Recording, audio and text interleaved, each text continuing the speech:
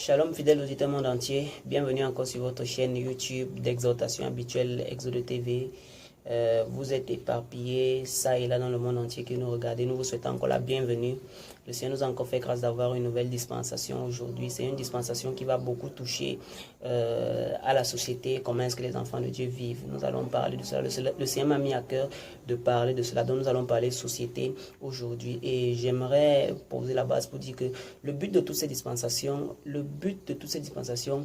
c'est le perfectionnement des saints en vue de l'enlèvement. Lorsqu'on parle de perfectionnement, il est question ici de donner aux enfants de Dieu des rudiments qui vont les permettre de marcher avec le Seigneur.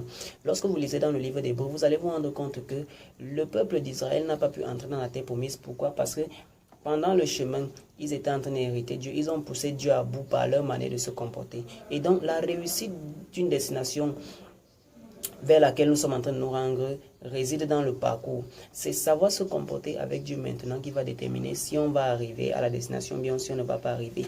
Et dans ce cadre, beaucoup d'enfants de Dieu bien-aimés sont confrontés à divers embages, à divers problèmes dans le cadre de leur environnement. Et donc le thème que nous allons aborder aujourd'hui, c'est celui où je vais parler de 6 choses que j'aimerais qu'on me dise, que j'aurais aimé qu'on me dise par rapport à la manière de garder ses valeurs chrétiennes dans un environnement qui ne partage pas nos valeurs. Donc, si vous voulez, le thème, c'est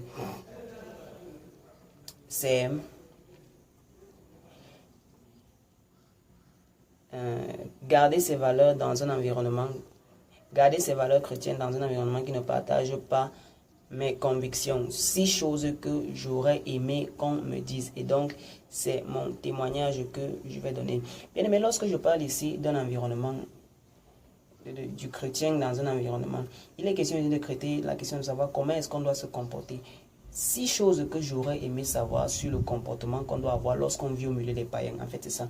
Il y a 6 choses que j'aurais aimé qu'on me dise. Pourquoi? Parce que n'ayant pas su ces choses plus tôt, bien aimé, j'ai commis beaucoup d'erreurs dans ma marche chrétienne. Je suis entré dans des combats vraiment aujourd'hui que je juge qui étaient inutiles. Et beaucoup de chrétiens entrent dans ces combats-là à cause de l'ignorance de ces choses que je vais te révéler. Donc, il y a 6 choses, bien aimé, que tu dois à tout prix savoir en tant que chrétien lorsque tu vis au milieu des païens. Alors bien aimé, comment est-ce que je vais procéder par rapport à ça? Je vais d'abord commencer par vous présenter le contexte, ce qui se passe lorsqu'on ignore toutes ces 6 choses. Après, maintenant, je vais vous déballer ces 6 choses qu'il faut savoir. Alors, avant de commencer dispensation bien aimée, nous allons la remettre entre les mains de l'Éternel qui nous accorde encore la grâce d'être ici. Dans le nom de Jésus, nous prions. Éternel Dieu de grâce, Dieu de bonté, merci encore pour cette dispensation que tu nous accordes d'avoir. Bénis encore les fidèles auditeurs qui regardent encore cette chaîne YouTube et que cette dispensation les soit bénéfique. 6 choses qu'il faut savoir lorsqu'on est chrétien et qu'on vit dans un environnement qui ne partage pas nos convictions. Bien aimé, avant que je n'entre dans le vif du sujet, je te prie de t'abonner à cette chaîne. YouTube. Tu cliques sur le petit carreau rouge qui est là à côté, abonné, et tu cliques sur la clochette pour ne manquer aucune de nos prochaines diffusions. Alors, nous allons commencer.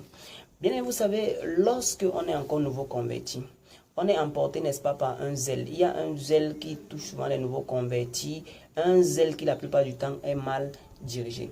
Moi, bien aimé, lorsque j'ai cru, qu'est-ce que je pensais?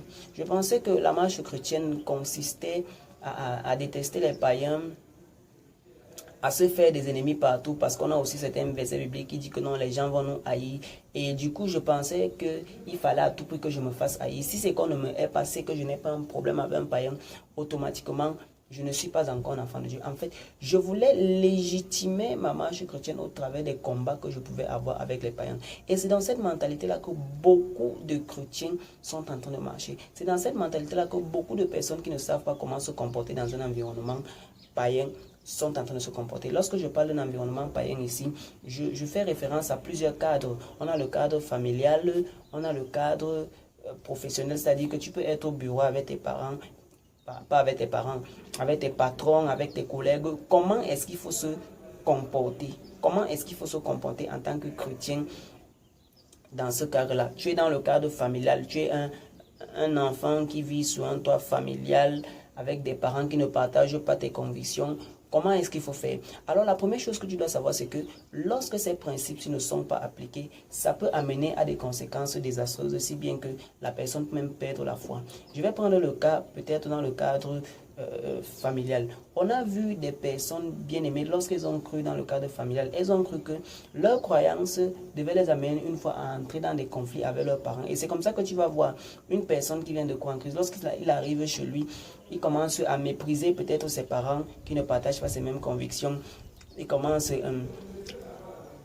à parler de manière insolente à ses supérieurs. Peut-être si on est au travail, tu arrives au travail, peut-être ton supérieur fait quelque chose que tu sens que ça ne cadre pas avec la volonté de Dieu. Tu viens, tu lui craches ça ouvertement à la figure et quand on te demande que c'est pourquoi, tu dis que non, tu es en train d'accomplir la volonté de Dieu. Est-ce que c'est vraiment ça, accomplir la volonté de Dieu? Et la conséquence, bien aimé, matérielle, c'est souvent que la plupart de ces personnes, vous pouvez voir qu'elles sont licenciées. Voilà un chrétien qui est arrivé dans un emploi, il a commencé à dire, oh, le patron là, il sort avec beaucoup de femmes, il commet la fornication, il connaît l'impudicité.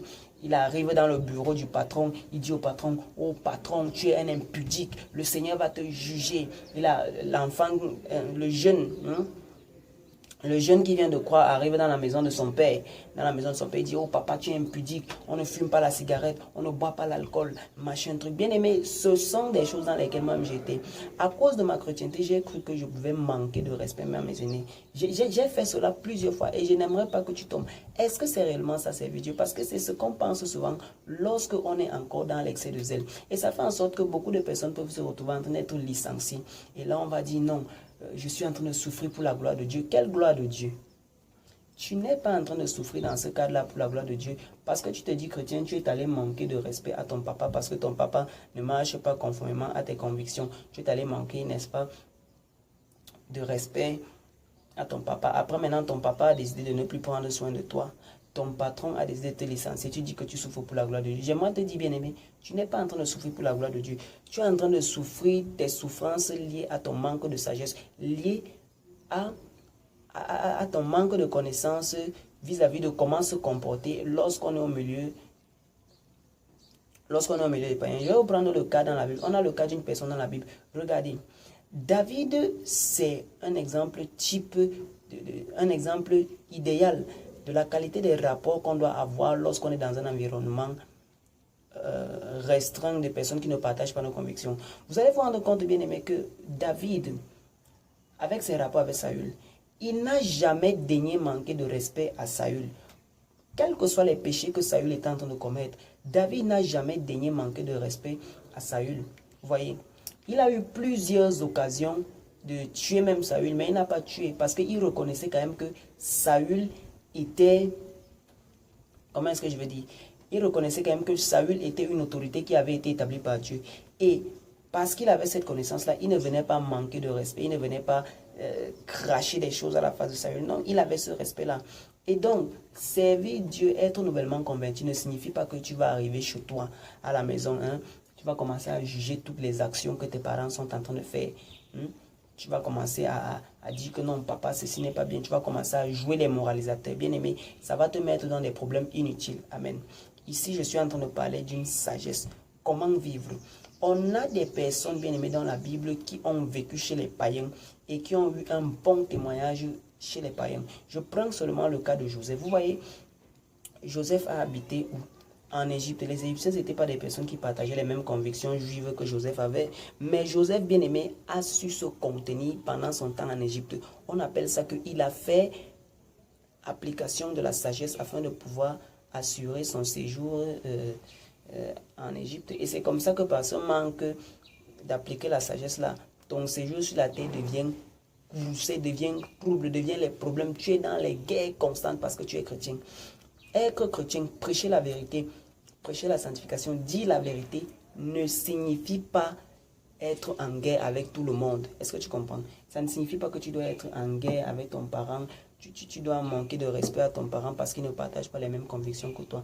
Ce sont des erreurs à ne pas commettre. Alors, très rapidement, je voudrais que tu lises avec moi dans le livre de Matthieu, chapitre 10, versets 16 à 20. Après, je vais donner les 6 points que j'aurais aimé savoir. Ok, il est écrit, voici je vous envoie comme des brebis au milieu des loups, soyez prudents comme des serpents et innocents comme des colombes. Soyez sur vos gardes, car on vous traduira devant les tribunaux des Juifs et on vous fera fouetter dans leur synagogue. On vous forcera à comparaître devant des gouverneurs et des rois à cause de moi pour leur apporter un témoignage ainsi qu'aux nations païennes. Verset 19. Lorsqu'on vous traduira devant les autorités, ne vous inquiétez ni du contenu ni de la forme de ce que vous direz, car cela vous sera donné au moment même. Verset 20. En effet, ce n'est pas vous qui parlerez, ce sera l'Esprit de votre Père qui parlera par votre bouche. Bien aimé, j'aimerais que tu soulignes très attentivement le verset 19 et le verset 20. Il y a quelque chose de très fort que le Seigneur est en train de révéler par rapport à nos 6 points que nous allons voir aujourd'hui. Alors bien aimé, le Seigneur est en train de recommander aux apôtres ici de ne pas s'inquiéter de ce qu'ils auront à dire lorsqu'ils seront confrontés dans des tribunaux païens. Le Seigneur est en train de dire que le recours vous sera donné lorsque vous serez dans cette situation-là. Pourquoi? Parce qu'il y a 2 choses que tu dois retenir. Il y a l'intelligence charnelle, il y a l'intelligence spirituelle. Et ici, le Seigneur a compris que la meilleure intelligence, la meilleure sagesse qui pouvait permettre aux apôtres de confronter devant des tribunaux païens, c'était la sagesse de Dieu. Demande-moi pourquoi. Parce que s'ils avaient fait usage, bien aimé, de leur propre sagesse, automatiquement, ils n'allaient pas atteindre les buts de Dieu dans ces tribunaux-là. Est-ce que vous comprenez? S'ils avaient pris la réaction de Pierre, Pierre avait eu quelle réaction le jour où on était venu arrêter le Seigneur? Pierre avait eu la réaction de ramasser la machette et de couper l'oreille du serviteur du souverain sacrificateur. Voilà la réaction charnelle, bien aimé, que Pierre avait eu. Et vous voyez, cette réaction-là n'accomplissait pas les buts de Dieu à long terme. Et c'est pourquoi le Seigneur, ici, dans le verset 19 et le verset 20, juge qu'il les fallait une sagesse afin de savoir comment se comporter. C'est pour dire que quoi? Les apôtres ne savaient pas comment se comporter. C'est comme toi qui es dans cette famille-là, tu es chrétien, tu es nouvellement converti. Et tu penses que la meilleure manière de te comporter, la meilleure manière de manifester ta chrétienté au sein de cette famille qui ne partage pas tes convictions, c'est d'être insolent. C'est de dire à tes supérieurs que non, vous êtes en train de pécher. Hein? Vous allez aller en enfer. Papa, tu as plusieurs femmes, le Seigneur va te frapper. Et c'est même de dire que s'il t'envoie même encore, tu es un enfant chrétien. Parce que la plupart du temps, vous savez, la majorité des gens ne sont pas chrétiens. Et beaucoup de chrétiens, que ce soit des hommes ou bien que ce soit des femmes, toi qui es en train de me suivre, tu connais cette situation. Tu es la seule personne qui a cru dans ta famille qui est païenne. Et ça devient compliqué parce que tu n'as pas la sagesse là. Tu es comme Pierre qui pensait que la meilleure sagesse était de prendre cette machette-là et d'aller entailler l'oreille du serviteur du souverain sacrificateur. Voilà ce que tu es en train de faire. Et qu'est-ce que c'est en train de te faire? C'est en train de te créer des troubles. Tu n'as plus peut-être à manger. Peut-être on t'a mis hors de la maison. On t'a mis. Et là, tu es en train de rencontrer des difficultés, si bien que ça ne va même pas favoriser à ce que tu gardes ta foi. Parce que face à ces difficultés-là, ta nouvelle foi, tu as envie d'abandonner. Pourquoi? Parce que tu trouves que c'est dur. Laisse-moi te dire que ce ne sont pas les épreuves qui sont réservées. Non, ce sont les épreuves dans lesquelles tu t'es fourré par manque de sagesse. Tu as été viré de ton emploi parce que tu es parti appliquer la justice de Dieu devant tes parents. Tu allais juger leur manière de faire. Et lorsqu'on te vit, tu penses que tu es en train de souffrir les souffrances du chrétien. Non, tu n'es pas en train de souffrir. Tu es en train de souffrir des souffrances qui sont liées à ton manque de sagesse, à ton manque. Et c'est pourquoi le Seigneur Jésus-Christ reconnaissait qu'il fallait une certaine intelligence dans ces rapports-là avec les païens. Le Seigneur jugeait bon que il ne devait même pas ouvrir la bouche. C'est pourquoi dans certaines situations, tu dois demander la sagesse de comment est-ce que tu dois te comporter. Seigneur, comment est-ce que je dois me comporter? Bien aimé, vous savez, il y a l'une des prières que moi j'ai souvent l'habitude de faire. Je dis souvent, Seigneur, je reconnais que le monde-ci est divisé en 2 catégories. Il y a des gens qui ne partagent pas mes convictions. Donne-moi la sagesse de savoir me comporter avec les gens qui ne partagent pas mes convictions. Bien aimé, c'est un sujet de prière que tu dois prendre très à cœur. Que Dieu te donne la sagesse de savoir comment tu dois te comporter. Tu es une femme, toi tu as cru à l'évangile, ta femme n'a pas cru à l'évangile. Quand tu arrives à la maison, wow, tu fermes le cadenas, tu dis que ici 0 rapport sexuel, tu dois te convertir parce que je ne fais plus telle chose avec les impurs. Ah bon, tu ne fais plus telle chose avec les impurs. Tu dois demander à Dieu la sagesse de pouvoir te comporter avec ton mari qui est païen. Tu dois demander à Dieu la sagesse de pouvoir te comporter avec ta famille qui ne croit pas encore. Tu dois demander à Dieu la sagesse de pouvoir se comporter même avec les plus faibles, même ceux qui ne sont pas encore à ton degré de niveau spirituel. Voilà pourquoi le Seigneur est en train de dire, lorsqu'on vous traduira devant les autorités, ne vous inquiétez ni du contenu ni de la forme de ce que vous direz, car cela vous sera donné au moment même. le Seigneur reconnaissait qu'à ce moment-là, les disciples avaient besoin d'une intervention divine. Pourquoi? Parce que si les apôtres étaient venus dans ces tribunaux-là avec leur intelligence charnelle, automatiquement, ils n'auraient même pas eu la chance de convertir leurs interlocuteurs. Vous voyez, c'est ça les buts de la spiritualité. Les buts de la spiritualité, c'est de créer un certain impact vis-à-vis des personnes qui ne partagent pas nos convictions dans le but de l'amener à se convertir. Et une mauvaise manière de se convertir peut gâcher tout le projet de Dieu. Il arrive au tribunal là, il commence à dire, oh, vous serez tous, et machin truc, vous allez faire comme ça, vous allez faire comme ça. Là, ce n'est pas bien. Et je veux encore ouvrir une autre parenthèse ici. Lorsque je suis en train de parler de sagesse, je ne suis pas en train de te demander de devenir un chrétien hypocrite. Il ne s'agit pas de devenir un chrétien hypocrite, mais il s'agit de savoir comment vivre, quelle bataille il faut faire. Ne pas se mettre dans des batailles inutiles qui ne servent à rien. Alors, très rapidement, je vais parler de ces 6 points-là. Retenez bien le verset, c'était Matthieu chapitre 10, du verset 16 au verset 20. C'était la base scripturaire. Et donc, ces 6 points-là. Premier point que j'aurais aimé savoir lorsque j'étais encore nouveau converti, c'était celui-ci. Premier point, on n'impose pas ses convictions aux autres. Amen. Bien-aimé, n'impose jamais tes convictions aux autres. Que tu sois pasteur, que tu sois prophète, on n'impose pas ses convictions aux autres. Pour une raison. Première raison pour laquelle on n'impose pas ses convictions aux autres. On n'impose pas ses convictions aux autres. Pourquoi? Parce que les résultats des convictions qui sont imposées sont des conversions hypocrites. Lorsque tu imposes quelque chose à quelqu'un, fais ceci, fais cela, fais ceci, fais cela, bien-aimé, la personne sera agacée, la personne va le faire juste pour te faire plaisir. Or, bien-aimé, la relation avec Dieu, c'est une relation, n'est-ce pas, qui doit venir de cœur. Ce n'est pas comme Caïn et Abel. Le Seigneur avait donné une révélation concernant le pourquoi est-ce que Dieu avait rejeté l'offrande de Caïn et il a plutôt agréé pour Abel. Est-ce que vous savez pourquoi? Le Saint-Esprit m'a choqué dans cette partie-là. Le Seigneur m'a révélé que l'offrande de Caïn avait été refusée. Pourquoi? Parce que c'était une offrande ce n'était pas une offrande qui venait du fond du cœur. Est-ce que vous comprenez? Caïn et Abel sont partis offrir des offrandes à Dieu. Ils sont partis donner des offrandes à Dieu. Et vous allez vous rendre compte que Abel a pris de ce qui était plus précieux, mais Caïn a pris de ce qui était comme ça. Il est parti donner à Dieu. Donc, vous voyez, lorsque un acte que tu poses ne vient pas du cœur, ne vient pas d'une conviction interne, lorsque l'acte que tu poses ne vient pas d'une conviction interne, automatiquement, ça ne sera pas un acte de qualité. Et vous savez, David, je crois, David a dit, je ne donnerai pas à mon Dieu des offrandes qui n'aient pas de valeur. Je ne donnerai pas à mon Dieu des offrandes qui n'aient pas de valeur. Ça veut dire que lorsqu'on colle ces deux histoires-là, notre Dieu regarde aussi à la valeur de nos offrandes. Vous voyez, notre Dieu regarde à la valeur des actes qu'on pose, à la valeur des offrandes, à la valeur de nos consécrations, à la valeur de ce que nous sommes en train de faire. Pourquoi? Parce que regardez, même lorsque Jésus-Christ était placé, il regardait les gens qui étaient en train de mettre des pièces dans le cron. La femme qui avait mis les 2 pièces, Jésus-Christ a pesé la qualité de son offrande. Il a dit qu'elle a donné plus que tout le monde. Pourquoi? Parce qu'elle a donné de tout ce qu'elle avait. Et donc, lorsqu'un acte vient du fond du cœur, automatiquement, ça va produire une action qui aura de la valeur. Et ce genre d'action-là, bien-aimé, que Dieu bénit. Lorsque une action est biaisée devant Dieu, bien-aimé, ça peut te produire la malédiction, ça peut te produire des courroux. C'est pourquoi il faut faire très attention.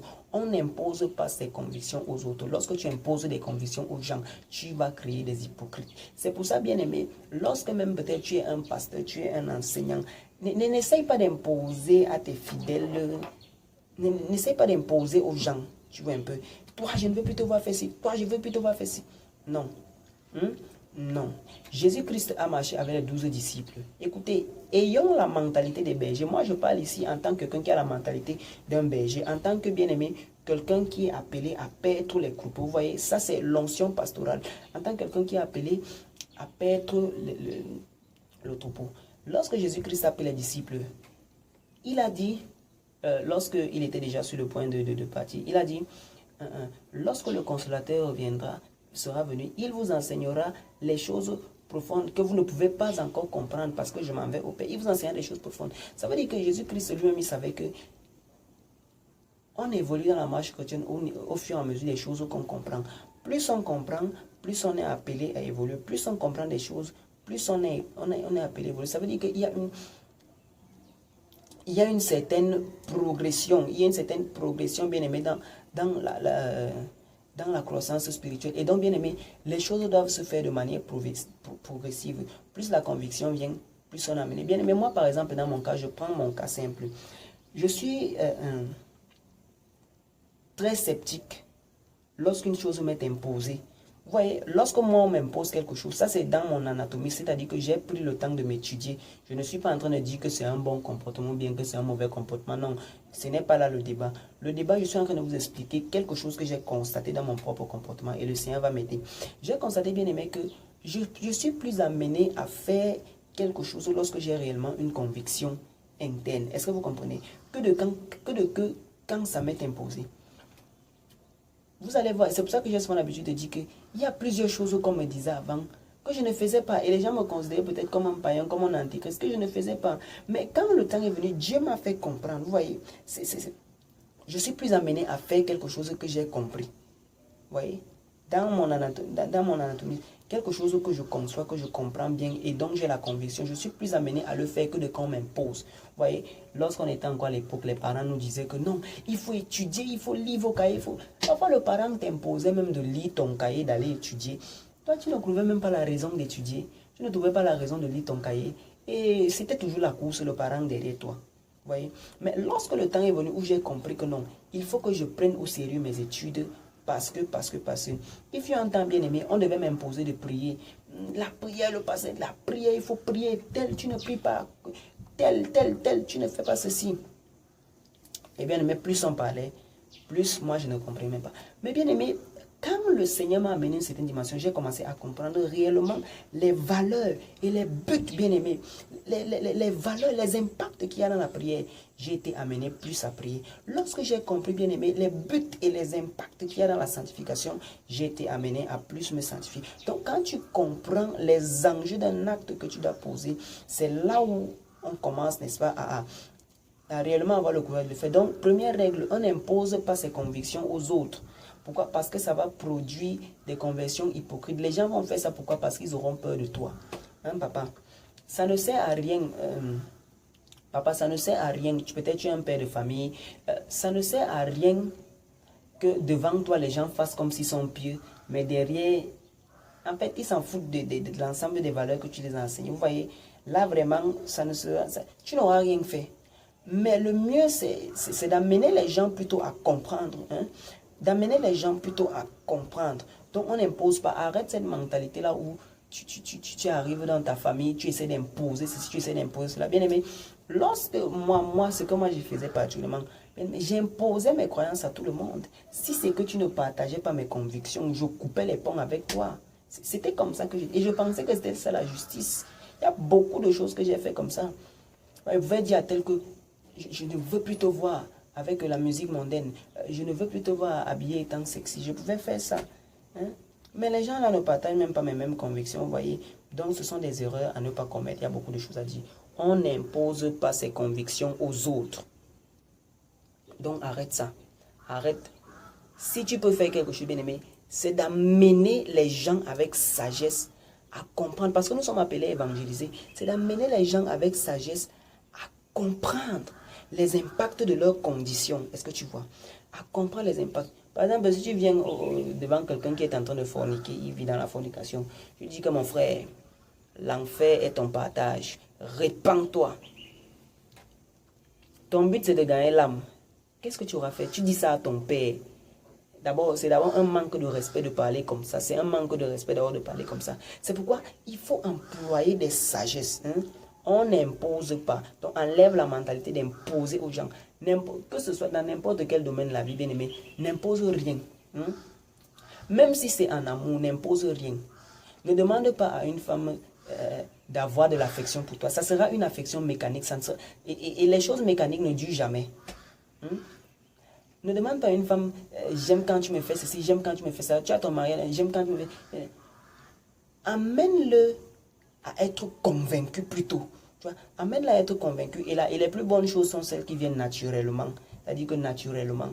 Amène donc que ces principes-là puissent être naturalisés dans le cœur. C'est pourquoi il faut la manière de parler. Le Seigneur Jésus-Christ, vraiment, il faut demander cette sagesse-là. Il dit, lorsqu'on vous traduira devant les autorités, ne vous inquiétez ni du contenu ni de la forme de ce que vous direz. car cela vous sera donné au moi-même. Demande à Dieu de souvent te donner les mots appropriés, les paroles de sagesse pour des situations qui viennent à point nommé. Donc c'est ça le premier point. On n'impose pas ses convictions aux autres. On ne va même pas finir ça aujourd'hui. Deuxième point, les gens qui ne partagent pas nos convictions ne sont pas nos ennemis. Est-ce que tu as compris? Les gens qui ne partagent pas nos convictions ne sont pas nos ennemis. Est-ce que tu as compris? Le pécheur n'est pas ton ennemi. Arrête de vouloir combattre les pécheurs. Bien aimé, je me rappelle d'une scène qui s'était passée lorsque j'étais encore au lycée. Je faisais encore la classe de première, il y a de cela plusieurs années. Il y avait une jeune fille que j'appréciais bien pour sa foi. Elle était sincère, en zèle. Elle était vraiment dans la sanctification. Oui, elle était vraiment dans la sanctification. Et elle avait vraiment cru au Seigneur. Mais il y a une chose bien aimée, parce que cette fille-là ne connaissait pas encore cadrer toutes ces différentes émotions. Un jour, des personnes qu'elle considérait comme étant païennes sont arrivées chez elle. Bien sûr, ce n'est pas elle qui les avait invitées, c'était un autre proche de sa maison qui ne partageait pas ses convictions. Et donc, ces païens-là sont arrivés dans sa maison. Et qu'est-ce qui s'est passé? On a graissé la table à ces païens-là. On a mis les mets, les païens voulaient dire s'apprêter à manger. Lorsque la fille est venue, elle était irritée. Et ici, j'ouvre une parenthèse pour faire une petite interprétation. Certainement, elle s'est dit que, mais qu'est-ce que ces païens font en train de manger ma nourriture? Qu'est-ce que ces gens souillés font à la table de ma maison? Qu'est-ce qu'ils font là? Mon frère, la fille était venue. Elle a ramassé les plats de nourriture. Elle a allé garder ça à la cuisine. Elle l'a chassé. Et elle se disait qu'elle était en train de faire la justice de Dieu. Non. Non, mon bien-aimé. Ça, ce n'est pas la justice de Dieu qu'on est en train de faire. Elle n'était pas en train de faire la justice de Dieu. C'était plutôt un manque de... Vous savez bien aimé. Il y a un verset de la Bible qui dit que, je ne l'ai pas noté là actuellement, je ne l'avais pas prévu. Mais il y a un verset qui dit bien aimé que nous devons nous comporter de telle sorte que les païens puissent voir nos bonnes œuvres et qu'ils glorifient Dieu. Donc, à partir de la vision des bonnes œuvres que l'on va commettre, c'est là qu'ils vont commencer à glorifier Dieu. Est-ce que tu vois? Donc, quand le païen va te voir, te comporter un genre, il va dire que non, celui-ci a Dieu. Et là, il va commencer à glorifier Dieu. Comme lui, il agit sauvagement, toi aussi tu viens, tu agis sauvagement. Tu comprends? C'est que là, vraiment, ça ne va pas donner, ça ne sera pas bon, tu ne seras pas en train d'agir là, fidèlement, conformément à ce que Dieu attend de toi. Les gens qui ne partagent pas nos convictions ne sont pas nos ennemis. C'est le diable qui est notre adversaire. Ça veut dire que quoi?